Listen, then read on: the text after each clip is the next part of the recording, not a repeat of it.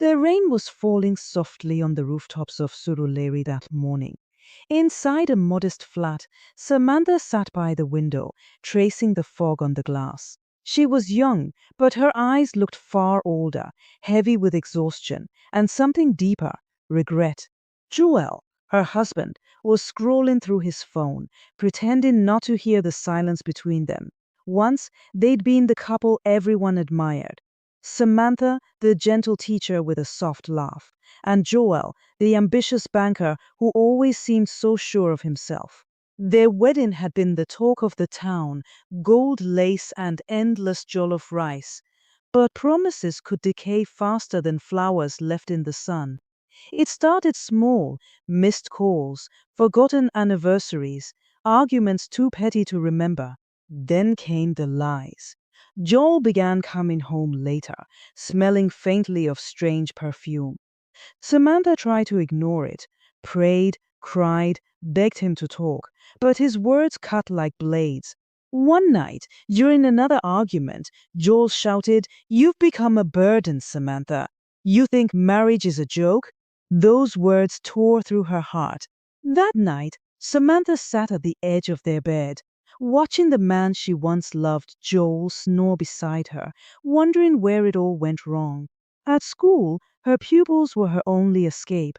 Their laughter drowned out the cold waiting at home. But pain follows, even into sunlight. One afternoon, a woman came to her classroom, tall, confident, elegant, with a smirk that made Samantha's heart sink. "You're Samantha, right?" she asked. "I'm BC. Joel has been seeing me. He said your marriage was over." Samantha stood frozen. She didn't cry. She just nodded, thanked BC, and dismissed class early. That night, she confronted Joel. He didn't deny it. He just said, "It's complicated." Something inside her cracked quietly. For weeks, Samantha barely ate or spoke. Her family told her to endure. "Marriage is not easy," her mother said. But Samantha had reached her breaking point. One night, Joel came home drunk, muttering insults, knocking over a flower vase. Samantha just stared, calm and steady, then walked to the wardrobe and began packing. "Where do you think you're going?" Joel asked. "Somewhere peace still exists," Samantha said softly. She left that night, and for the first time in years, it felt like freedom. Months later, Samantha lived alone. She smiled more, joined a church choir, and found friends who reminded her kindness still existed. Joel called a few times. She never answered. She heard Bissy left him, that he'd lost his job. But Samantha didn't hate him. She had forgiven, not for him, but for herself.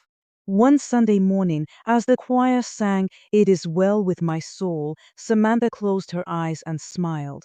Her heart was no longer a battlefield, it was healing. Though her marriage to Joel had been the worst thing that ever happened to her, it taught her one truth: sometimes losing someone isn't tragedy, it's deliverance. It had been nearly a year since Samantha walked out of Joel's life, and now her life was quieter. Her morning started with prayers and the promise of a beautiful day ahead. Her apartment was small but bright, sunlit curtains, potted plants, and peace she could finally afford. Her students rushed to hug her every morning. They didn't know how much those little arms had carried her through darkness. But even in peace, there were nights when the silence got heavy, but she had to trust the process. One Sunday after choir rehearsal, Pastor Eric approached her. "Sister Samantha," he said warmly, "you sing with so much healing. Would you help with the church's youth outreach? We could use your heart." She hesitated, then smiled.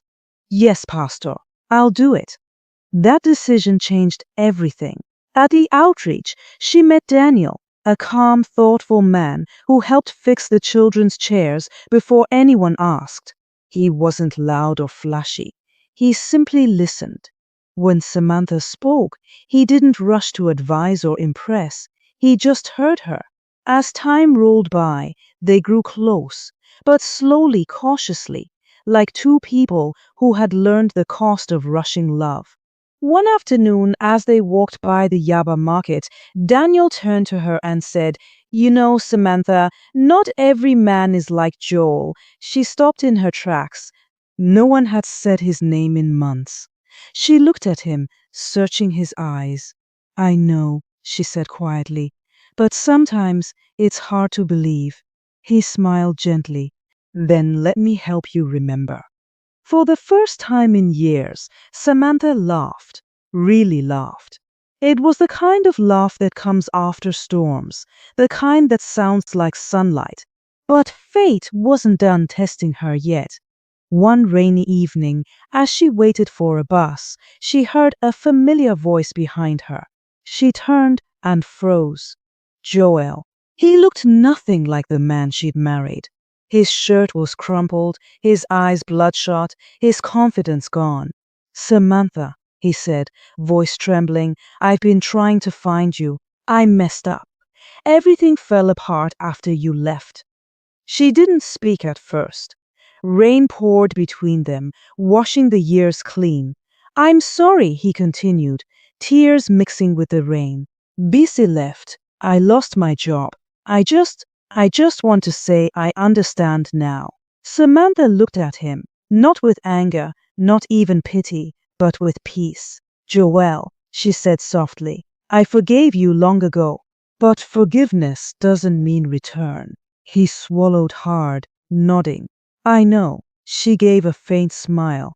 "Take care of yourself, Joel." Then she turned, stepped into the bus, and didn't look back. As the city lights blurred through the rain-streaked window, Samantha rested her head and exhaled. She wasn't broken anymore. She was whole. And somewhere deep in her heart, she finally believed deliverance wasn't just leaving the wrong person. It was becoming someone who no longer needed saving. It had been 6 months since that rainy evening at the bus stop with Joel, the night Samantha finally let go of the ghost of her past. Life had a different rhythm now. Mornings began with laughter instead of tears. Daniel would pick her up for work, stopping by the same roadside vendor for akara and pap. He'd tease, "You're addicted to this akara, Sam," and she'd roll her eyes, smiling, "You're the one who keeps buying it." It was quiet, simple happiness, the kind that doesn't make noise but sinks deep. Samantha had told Daniel about Joel one evening after church. She expected judgment or awkwardness, but instead he just said, "Everyone deserves a second chance, not with the same person but with life." That line stayed with her. Their friendship deepened. They prayed together, volunteered together, laughed until tears came. Joy, her daughter, adored him. The first time she met Daniel, she'd shyly said, "Uncle Daniel, are you Mummy's friend?" He smiled and said, "Only if she wants me to be."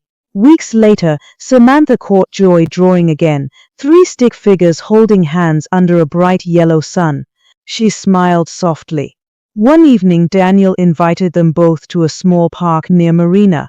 The air smelled of roasted corn and sea breeze. As Joy chased bubbles, Daniel turned to Samantha and said quietly, "You know, I prayed for someone like you. Not perfect, just real." Samantha looked away, the memory of heartbreak flickering in her eyes. "I'm scared, Daniel," she confessed. "I don't know if I can love again." He didn't reach for her hand. He didn't rush her. He just said, "Then let me wait until you can." That moment changed everything. Not because it was romantic, but because it was gentle. The kind of love that doesn't demand healing, but grows around it. Months later, during a Sunday service, Pastor Eric preached about restoration. As the choir sang "You Are My Strength," Samantha felt tears well up. Not of sadness, of peace. When the service ended, Daniel met her by the door, holding 2 cups of zobo. "For your nerves," he joked. She laughed, wiping her eyes. "You really think zobo fixes everything?" "It fixes thirst," he said, grinning. "The rest we'll handle together." And as they walked into the sunlight, Samantha, Daniel, and little Joy, it wasn't the start of a perfect love story. It was something rarer, a healed one. Because sometimes The best ending isn't falling in love again, it's realizing you finally can.